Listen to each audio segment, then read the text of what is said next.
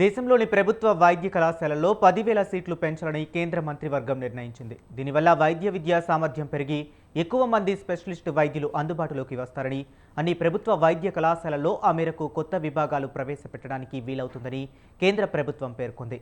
తదనుగుణమైన మౌలిక వస్తువుల కల్పనకు 15,034 కోట్లు ఖర్చు చేయనుంది.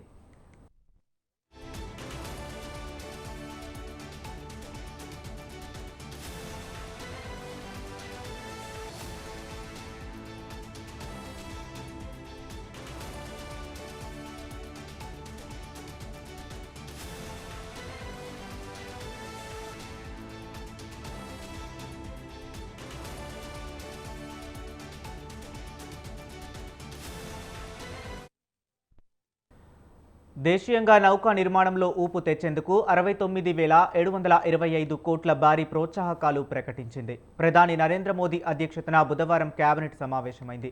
94,916 కోట్ల విలువైన అంశాలపై కీలక నిర్ణయాలు తీసుకుంది. దసరా, దీపావళి పండుగల సందర్భంగా రైల్వే ఉద్యోగులకు ఉత్పాదకతతో ముడిపడిన బోనస్ కింద 78 రోజుల వేతనాన్ని ఇవ్వాలని నిర్ణయించింది. దేశంలోని అన్ని జాతీయ ప్రాధాన్య విద్యాసంస్థలు, యూనివర్సిటీల్లో పరిశోధన, అభివృద్ధిని ప్రోత్సహించడానికి 2,277 కోట్లు ఖర్చు చేయనున్నట్లు ప్రకటించింది. త్వరలో అసెంబ్లీ ఎన్నికలు జరగనున్న బీహార్లో 2,192 కోట్లతో రైల్వే జంట మార్గాలు, 3,822 కోట్లతో 4 వరుసల జాతీయ రహదారి నిర్మించాలని నిర్ణయించింది.